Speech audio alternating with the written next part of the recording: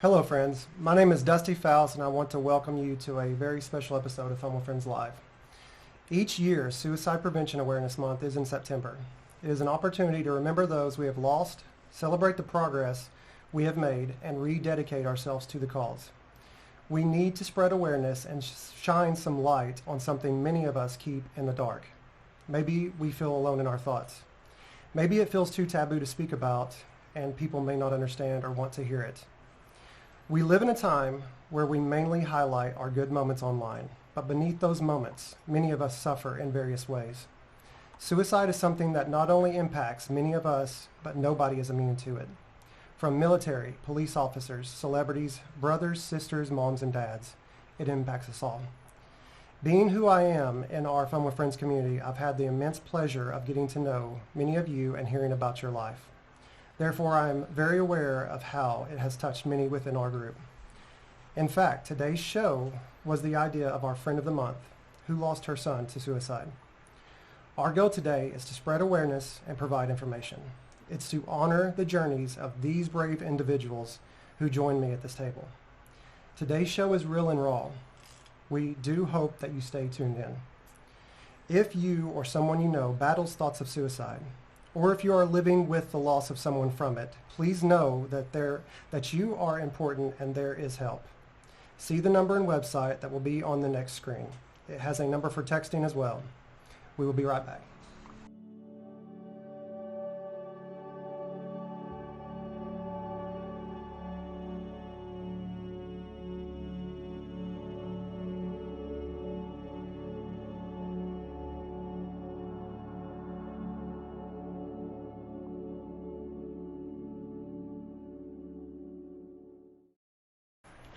Thank you for joining us today. Today, as Dusty said, we're going to be talking about suicide prevention. Suicide is something that's been with us for as long as we can remember. While it's become much more notarized and the stigma has gone away some, it's still there. And also the prevalence of it has risen. It's something that affects all types of people throughout the globe. In fact, this is the first year that life expectancy in the U.S. has gone down, and that is due to the number of suicides along with the opioid addiction. So it's something that's very real, and we're going to talk about it today. Talk about some of the experiences of those who have been affected by it, whether it's something personally, whether it be a loved one, and maybe talk about some ways of what you can do to not only help your mental health, but look to make this something that's more preventative for yourself and those you love. Today we're going to start with Jess is with us. Please talk about what your experience has been with this. It's been going on for decades, it feels like. When I was 7, I had sexual assault by a family member, and I tried reaching out, wanting help, and the only way I knew how was my family is peculiar. I left a voicemail on their answering machine and hoping somebody would hear it and notice me and ask what was wrong, and it went unnoticed. Pretended everything was fine, and then a couple of years ago I was actually sexually assaulted again by a boss, and I just couldn't live, and I took a ton of sleeping pills. And I was by myself. I didn't want to be there. And then the hardest one was New Year's Eve. After building a network of family in Knoxville, that whole day I was thinking that I just don't want to be alive. I was thinking of ways of how to do it, and like seeing blood and like slitting my wrist, and I know I didn't want to do it, so I started drinking to make the thoughts go away, and that didn't help. And then it ended with me trying to take a bath actually to calm my nerves and try to relax. And well, I got in water, and then I tried there, and then I tried hitting my head multiple times against the shower wall.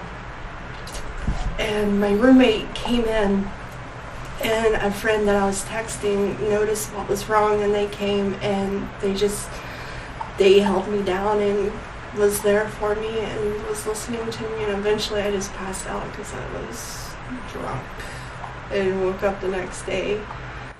Glad I survived. I hated still being alive. And that's tough. That's a lot of the real themes we see in this. Is the ebb and flow, the pull between wanting to do this, stopping that pain, while dealing with, the want to be alive, or trying to see that we need to be alive, even though it's something we may not be feeling ourselves. And definitely there with the alcohol use, definitely adds into the impulsivity that we deal with in this type of arena. Along with, like you said, the pill taking, and we can talk about that too, how this isn't something that it's multifaceted.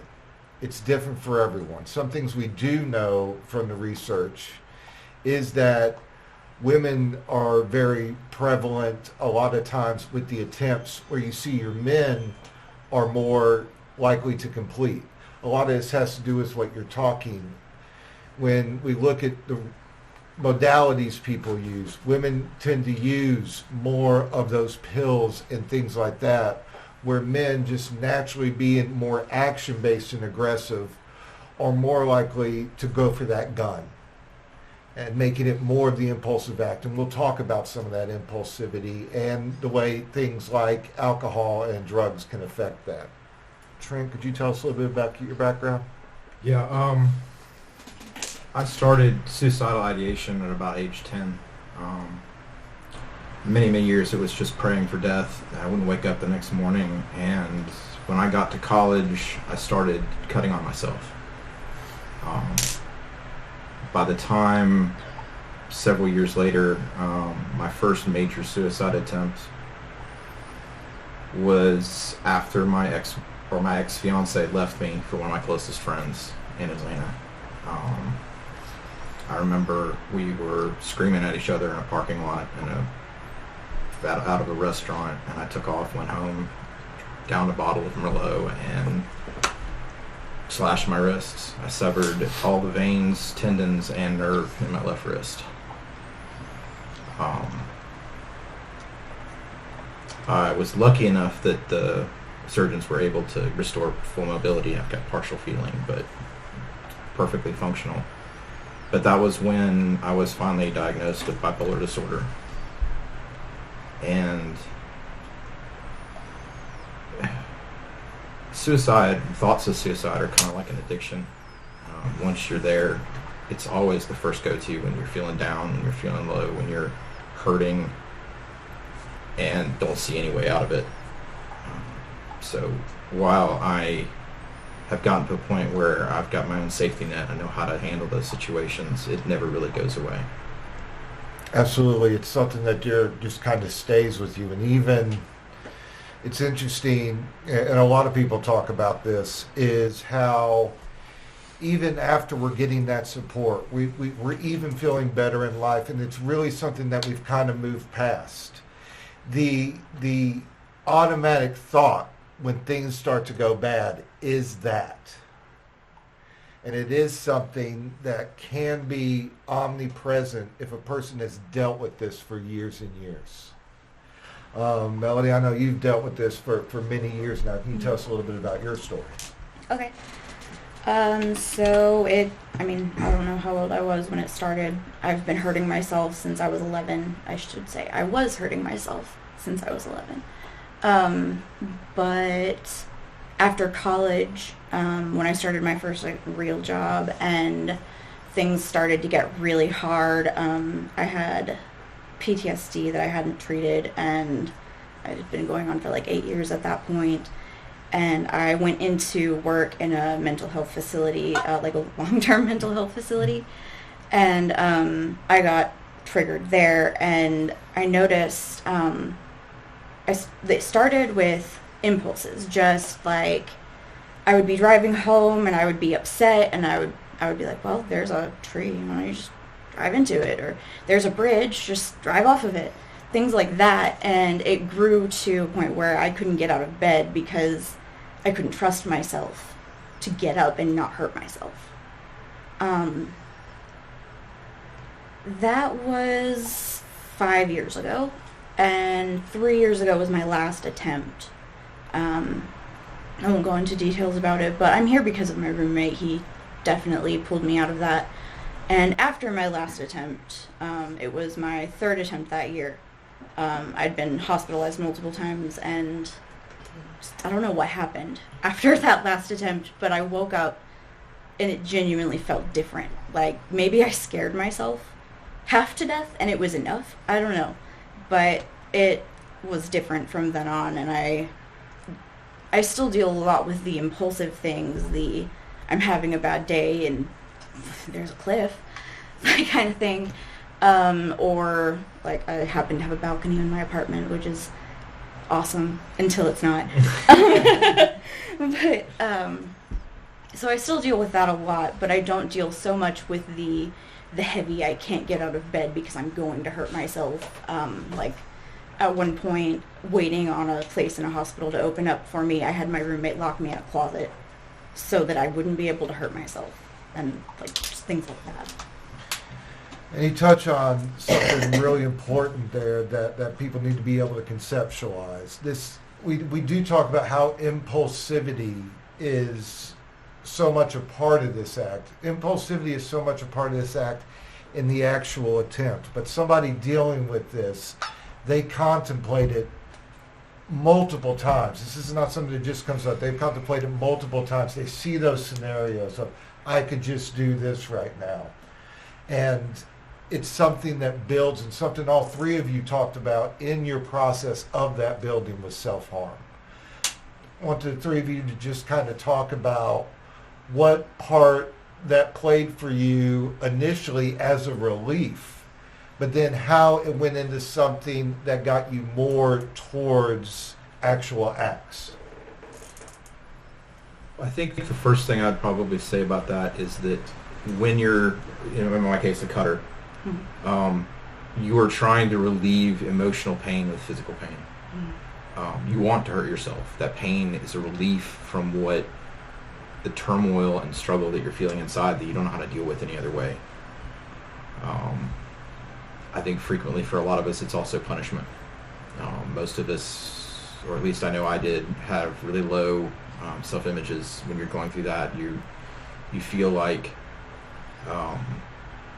you're not worthy, you're not good enough for the people that are around you, people that you love, for the things that are important in your life, and you blame yourself for every failure.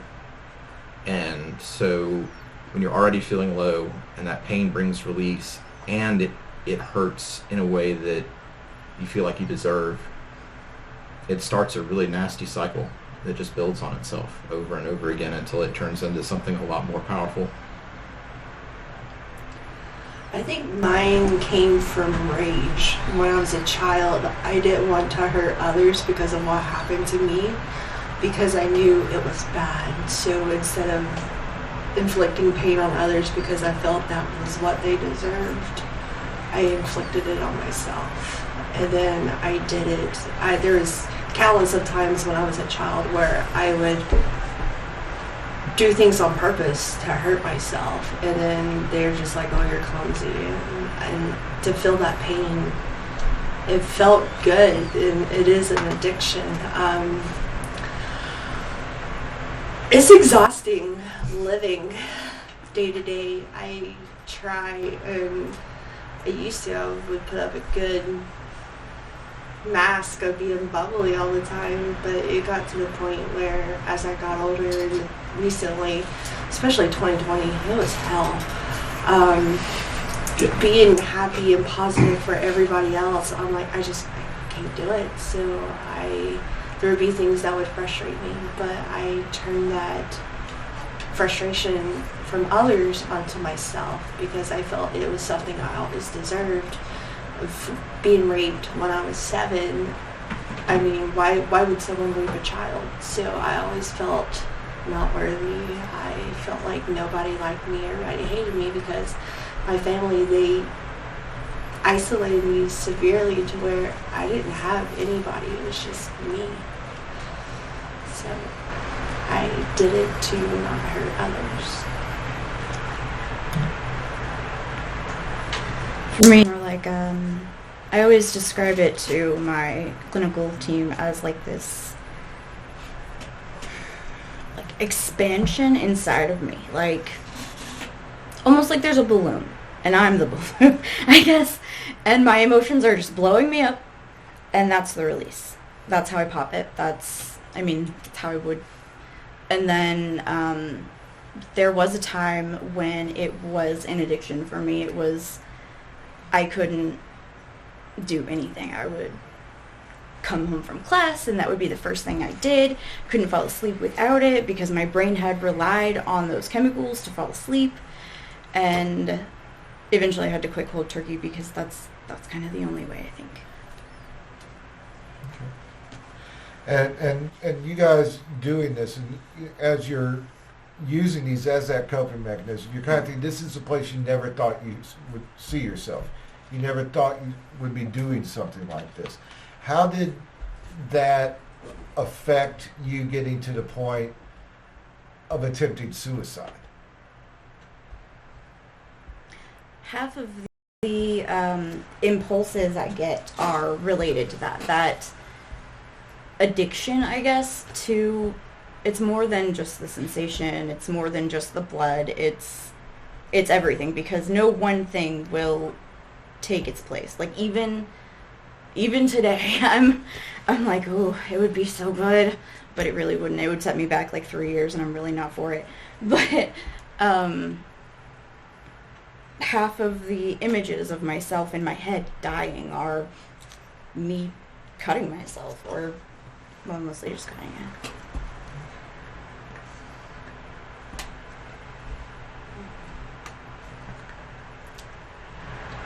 I gotta think on that one. Yeah. For me, I think cutting on myself was simply an escalation. I never considered any other type of a way of killing myself other than slitting my wrists. But that was also part of me fighting back. I knew it was a way that was unreliable. I knew it was a way that was going to be difficult. As you said, most men put a gun to the side of their head, pull the trigger, and it's done. I knew that if I was going to do this to myself, it shouldn't be easy. It should be hard. It should be painful.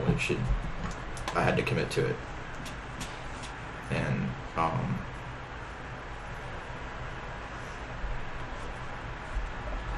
since it's happened, I've never been able to do it since. The cutting on myself now sends shivers down my spine. I have almost a knee-jerk reaction just because the one time that it went farther than that, I have flashbacks. I can see myself doing it over and over again. I can't watch a movie where somebody's got a throat gets slit or anything like that without feeling it. And that was the end of me self-harm. I think with me, therapy, I have severe depression, so I'm taking medication for that. That has helped. There are times I don't want to die, but I feel that I'm still broken to the point where, why am I living? And there's a variety of ways, slitting the wrist. I actually used to have a 9mm, and my last suicide attempt, I was so terrified of it because living the what ifs of, say I miss something, but I become to where somebody has to take care of me. I don't want them to have to do that. I wanted to either fail to where I'm still able to be reliant on myself or end it all. And I just don't want to make my burdens a responsibility for someone else's. So been in therapy for almost 3 years now, and it's hard. It's just all hard. I get up every day and I see the progress that I've made even within the 9 months now that it's September. And I don't want to go back to that. I see what's on the other side, and the grass is definitely greener. Okay. So many of you have talked about calls for help friends. I want you guys to talk about that. You talked about where there was one for you. For either of you, was there a call for help? And we have those friends that dichotomy we have when we're contemplating something like this, that we want help, we want to be understood, but we also isolate and pull back so much. What was that part of it like for you guys?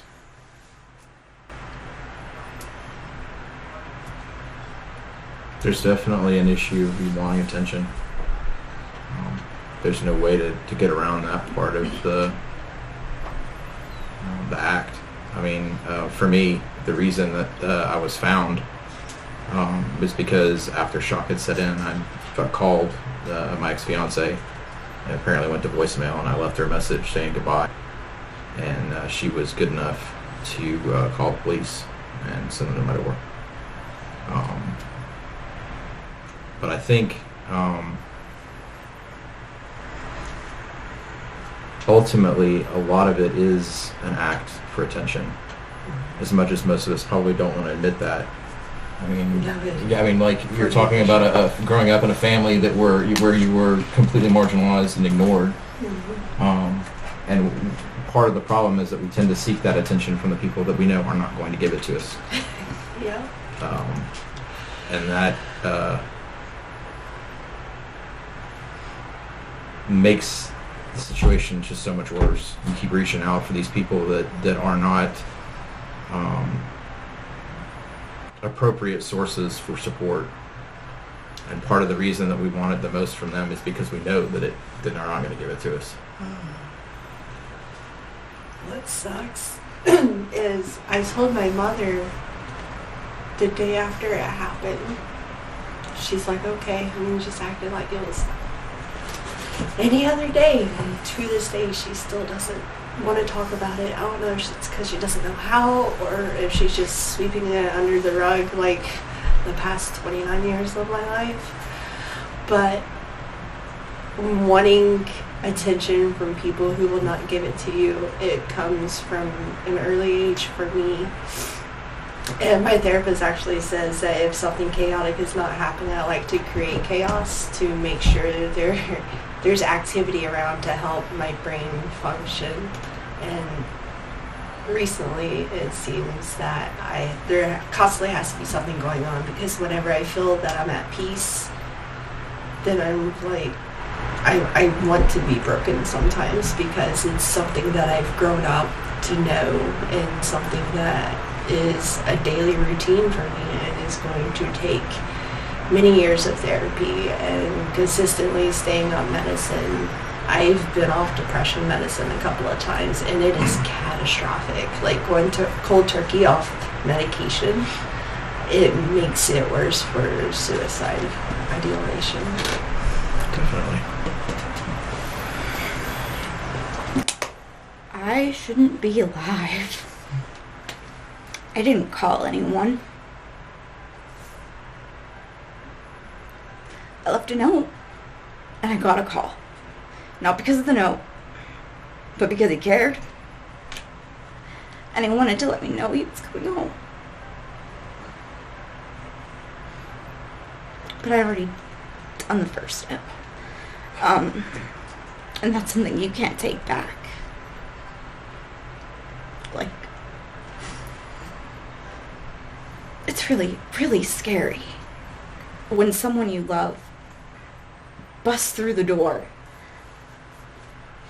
and you're not sure if you've done too much.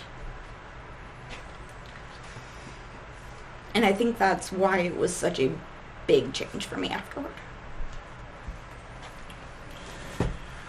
We're highlighting you guys at this point of the program because you do have the attempt. What was the emotionality and the thoughts that you were having that you felt were so insurmountable that led to the attempt? What try to help the people watching. I could not face my life the way that it was going to be tomorrow. I could not live that life. Everything that was important to me had been lost. and I could not imagine waking up the next day, getting out of bed, and living. There just wasn't anything left. It was a lie. I mean, there was plenty left for me, but I couldn't see it at that point. And I think that's what has kept me from getting back to that point. There have been several times over the last couple of years, in fact, even one time this year, that I have very seriously considered it again. Each time was an impulse issue, wasn't the result of depression, but I have a system now. I sat down and I listed all of the people and things that I would be leaving behind and the people that I would be hurting by doing this. And I counted down the list. How would it affect this person? How would it affect this person? Until I got to the point where I realized I can't do this. If not to myself, I can't do this to the people that I love and that love me. And the last time I removed the implement that I was going to use from the home, and I had someone come to stay the night with me, it's because I couldn't trust myself. And looking back, it was just one night. Just one bad night, and I'd made a couple mistakes and hurt a friend of mine and got really upset. Next day I was fine. But that night could have cost me everything.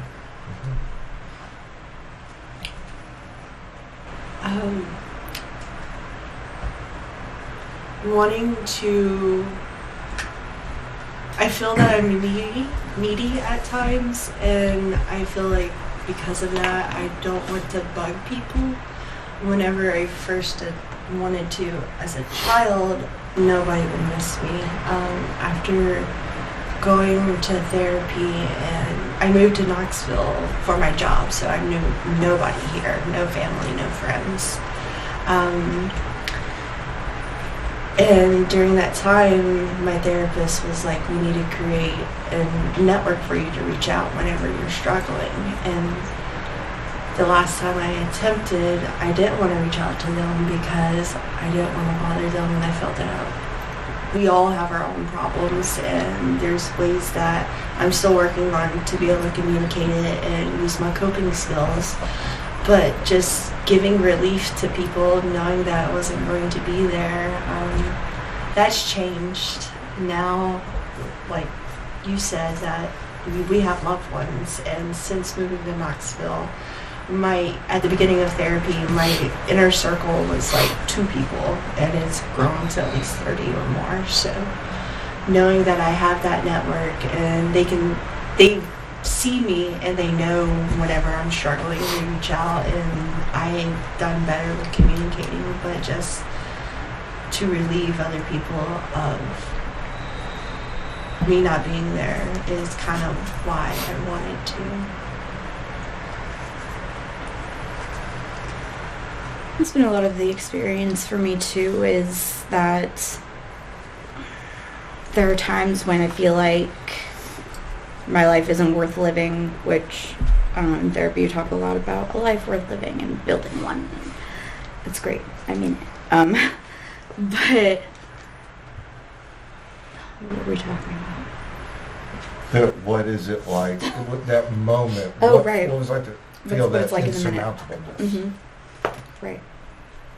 So a lot of times I get to that place of my life isn't worth living. I don't contribute to anything, even if I am contributing to things. I don't feel like I'm contributing to things that are worth doing. Sometimes I feel trapped here, trapped on Earth, I guess, trapped living, trapped in America, trapped wherever it is that I feel trapped at the time. But that night, I was just ready to die. I didn't have any reasons to keep living. And so I didn't have any reasons to reach out. At least it didn't feel like I had any reasons to keep living. I definitely disagree with that sentiment now, but it's been a lot of therapy to get there. And it's really tough with that. And you guys are hitting on a lot of those central themes of just feeling insurmountable, unescapable. So many people think this is just an act somebody does. Sometimes it's an act of fatigue. You just don't want to carry it anymore. and how you talked about looking, once you get past that moment, you can see things very differently. They've done an interesting study on suicide. A group of people want to know what is going on while somebody's attempting this. Of course, the two groups that fail the most, pill takers and jumpers.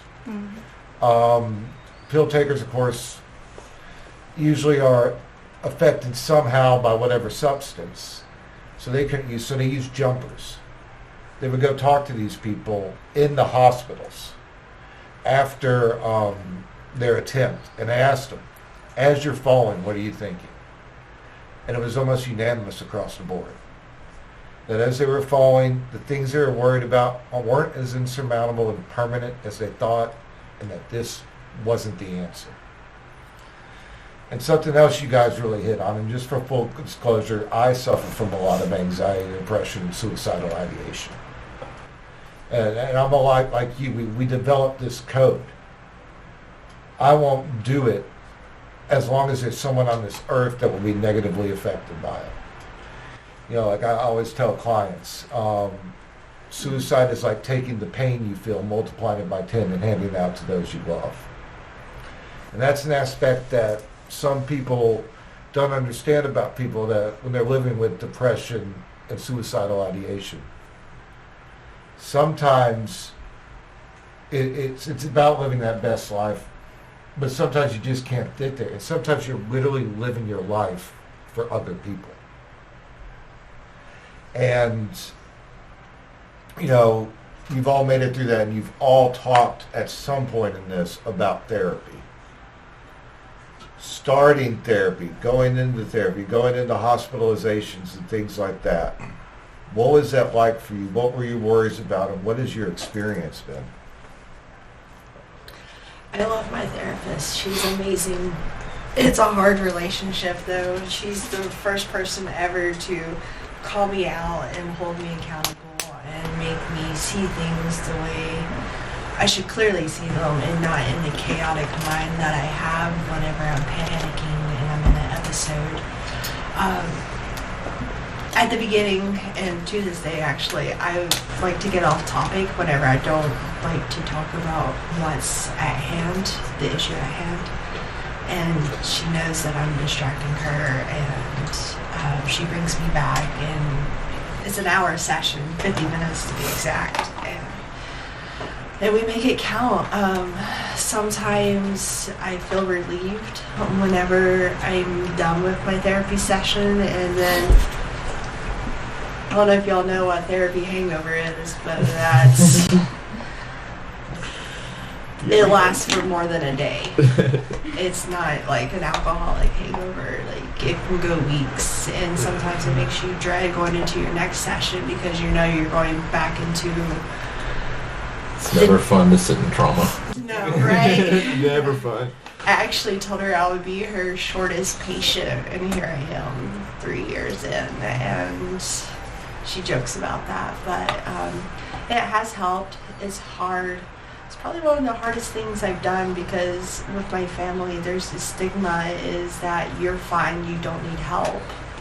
And a lot of the world, probably to this day, is still like that. And I'm glad that we're doing this segment because it needs to be talked about.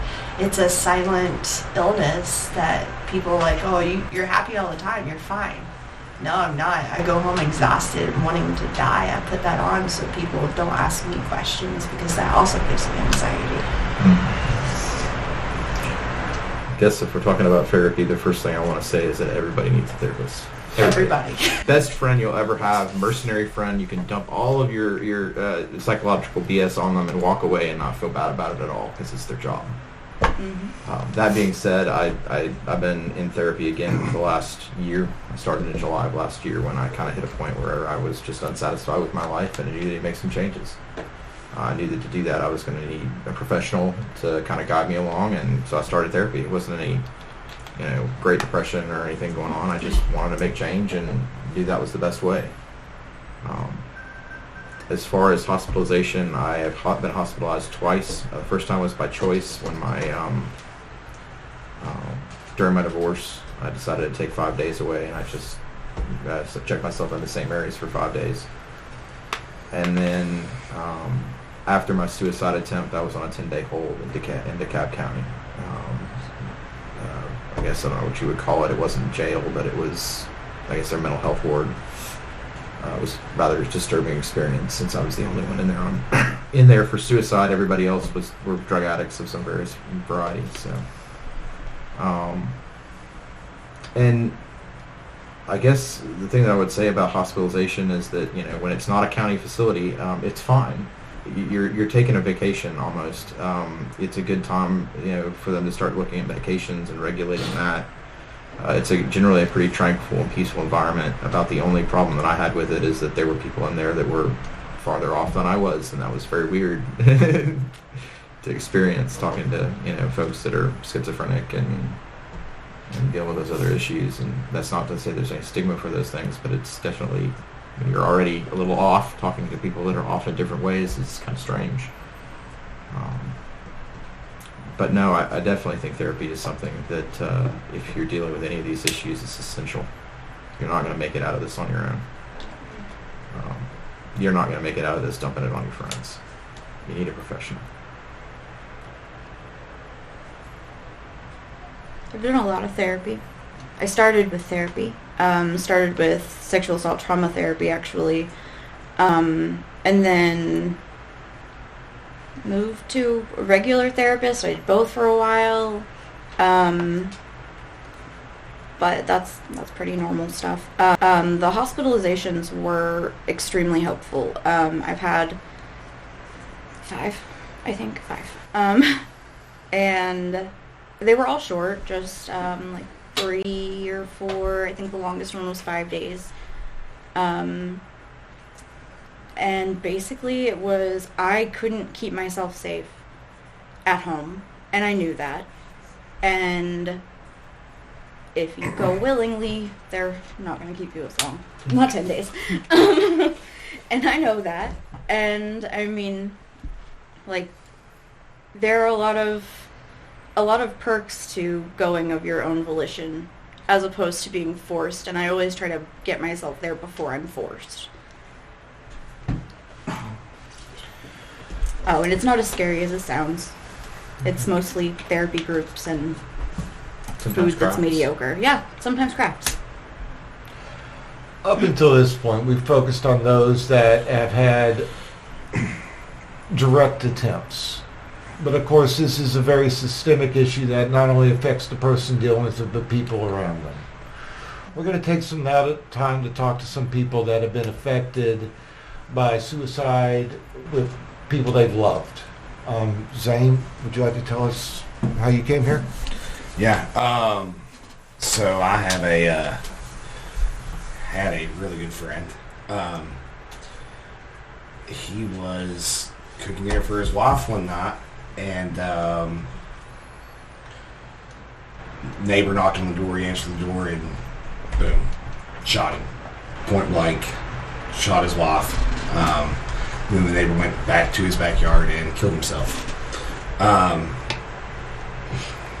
Murder-suicide, right? The wife made it, thankfully. But I remember getting a phone call that this just happened. I'm not going to say names, right? Because it's privacy and all that. Like, I respect their privacy, but like this just happened. I'm like, you're full of crap, right? Like, this is like, I just got to drop out of my house. Like, I'm going to run by there and I can't get in. I can't do anything. I'm getting calls from his employer, who I didn't work at, but I was a contractor with, and they're like, is this really going on? Is this real life right now? And getting home, and the person I was seeing at the time, like just, there's nothing they can do to help me. There's not words that can describe them.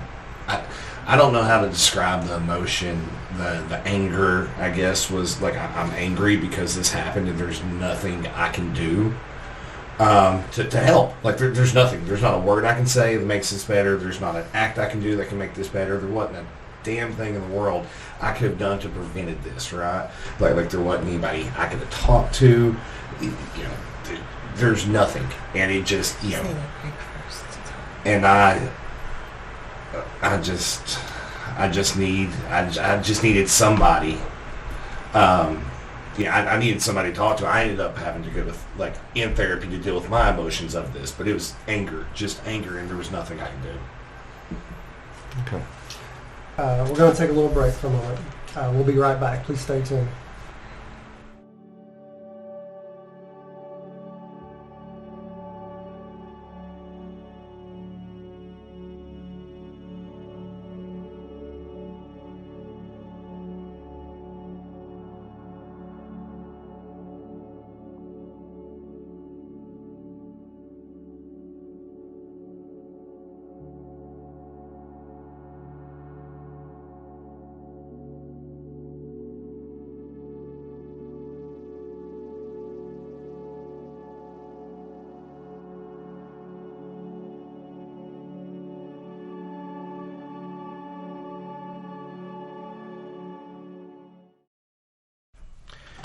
Jessica, what can you tell us about your experience?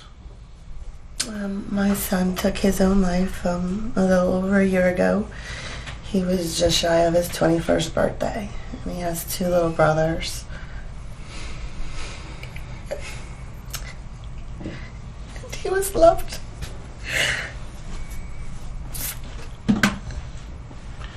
There's not much I understand right now, I guess. Can you talk about how your experience was different from what you've heard here today?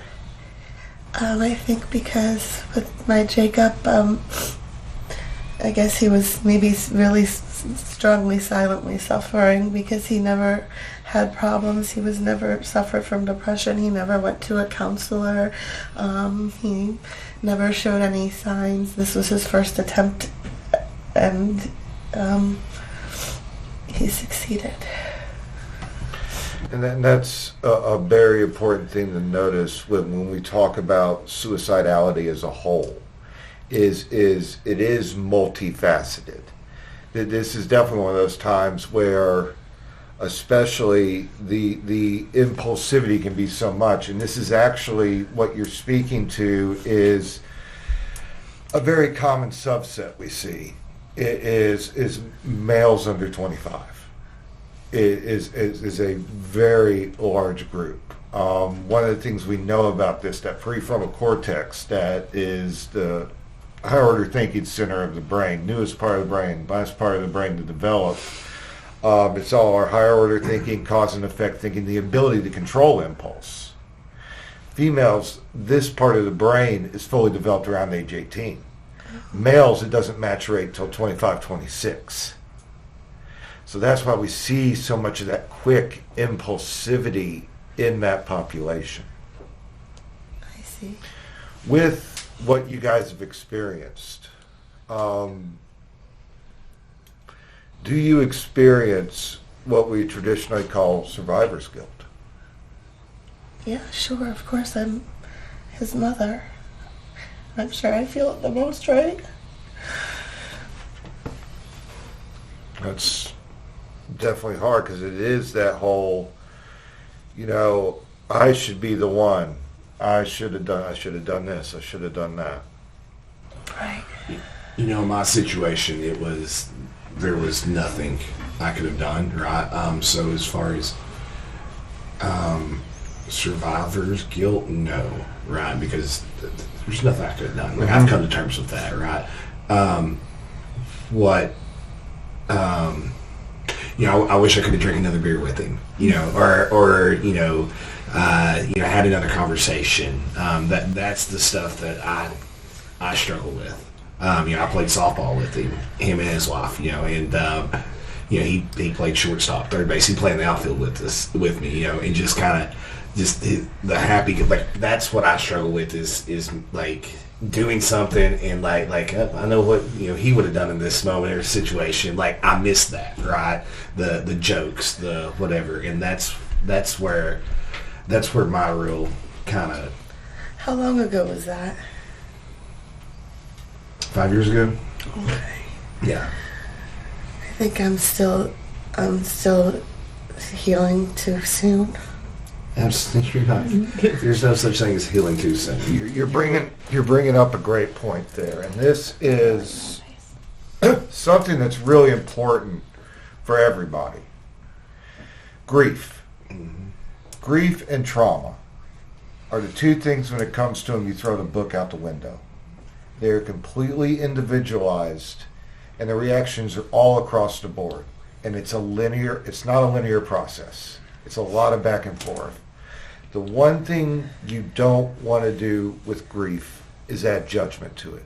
I should be doing this. I shouldn't be doing that. Wherever you're at is wherever you're at, because that's just the nature of grief. And it's going to come and go, and people will try and tell you it goes away after time. The intensity can lessen, the frequency can lessen. But it's always going to be there, and don't judge how you experience it, because it's coming from one of the most primal parts of the brain. And you'll always have it, because the grief you feel is directly proportional to the love you felt and were given. And we're never going to stop loving these people, so we're never going to stop grieving these people.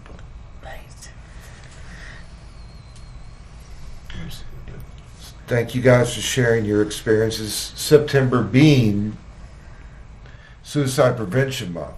Let's start talking about prevention. Melanie, I know that you've experienced this personally and professionally. Well, what do you want to say about prevention? It's important, and I mean, I think I kind of hinted at it earlier. The sooner you do it, the better. For me, it was about a month and a half after I got that first impulse that I remember to when I got myself into therapy, and I was like, okay, something's not right. I'm afraid of myself, and I need help. And I mean, the same thing goes for the hospitalizations. Like I said, if you go in there of your own volition, if you have a plan, if you're there before you've tried to kill yourself, then you're there for your safety, and that's so important. Okay.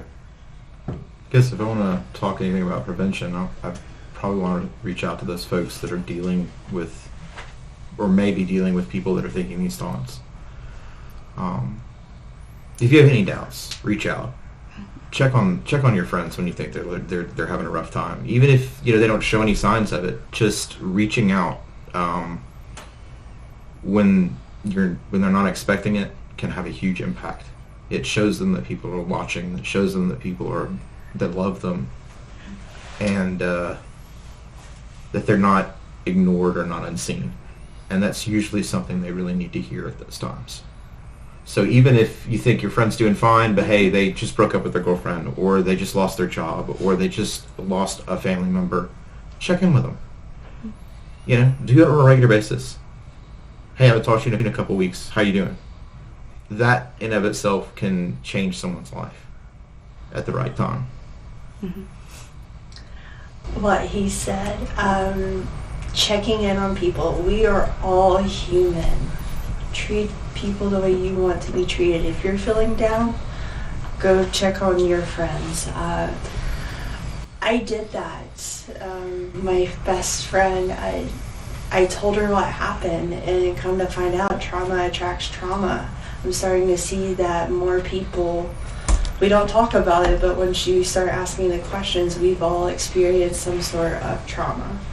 And she was the one that got me a business card to therapy, and the next day during my lunch at work, I was bawling my eyes out in my car, wanting to call that number but not wanting to call that number, and in the end it was the best decision I had. And when I called, I talked to a receptionist, and she can tell I was not in my right mind, and she was there for me. She's like, do you need someone to talk to right now until we can get you in? And she gave me all the numbers to the hotlines, and I had those 24 hours. I had them on my phone, I had them on my bed, but therapy helped me the best. And creating a network, because again, moving here, I didn't have a lot of people, and it's grown significantly. And talking to strangers at breweries, because we're all a big fan of beer here, right? I've noticed hearing their stories, we've all been impacted by something. Absolutely, and there is that big stigma about reaching out, that I'll be a burden. Often what we find out is when you reach out to a person, not only they're not burdened, a lot of times they report it's beneficial. Because we all have that negative mindset. And if we can have a moment where we're not thinking about ourselves, and we're able to hear from another person, have a chance to actually help another person, it can actually be very beneficial, because this stuff absolutely survives in silence. Yeah. As survivors, prevention-wise, what are your thoughts? What would you have liked? I just wish somebody would have known, right? Anybody would have known, because that could have prevented not just the loss of one life, but two. One of my things that I dealt with after the fact was, it was 3 years after it happened, was anxiety, like panic attacks. And I found that like whenever that kicked in, I needed to be somewhere where I felt safe.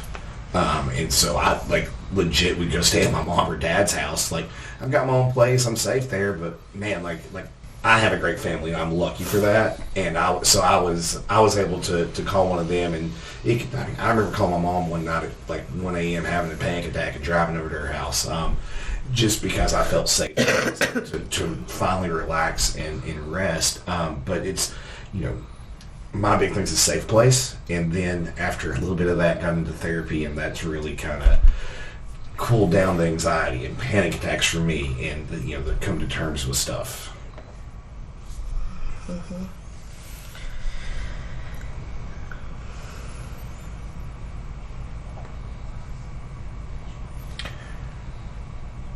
Just would have liked to heard something, wouldn't you? Yeah, because all it takes is one person. Jacob only had one person on the phone, so all she had to do, if she didn't want to do anything, was just call one person. And that is a big thing. This is surviving in silence. If you even think you're having these issues, be open about them. Because let's be completely honest. So we've heard before, suicide is a permanent solution to a temporary problem. Let's be honest, suicide's not ever off the table.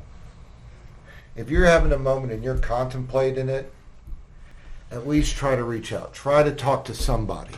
And if it doesn't do anything for you, you always have that alternative. But at least make that try.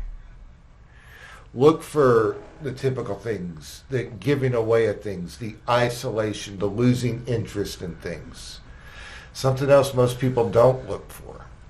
If you have a friend that's been really depressed, and all of a sudden they're really happy and carefree, check in with that friend. Because a lot of time that's a person who's already made a decision and knows what they're going to do. So those burdens they've been feeling kind of get lifted off of them. Yeah, they'll give good gifts. They'll drain their bank accounts, doing sorts of stuff for friends and family over a week, and at the end of it, they have a plan. Absolutely. Dustin, would you like to take us out? Yeah, man, I just want to thank you all. You're brave.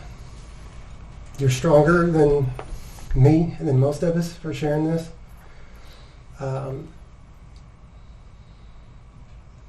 My hope for tonight is that you all have gotten through to some people. So thank you for being on. Thank you for sharing your stories. I want to thank Zane. I want to thank Jess, Trent, Jessica, Melody, and Justin Hall. Thank you, brother, for leading this. And like we talked about, therapy is important. The numbers have been on the screen. Please take note of those. Put them in your phone. There's even a number that you can text if you don't want to pick up the phone call. But yeah, we love you all. Yeah. Thank you so much. There's help out there. People Yes. care. We all care. All right, y'all. Until next week. Thank you so much. Bye, guys. See ya. Bye.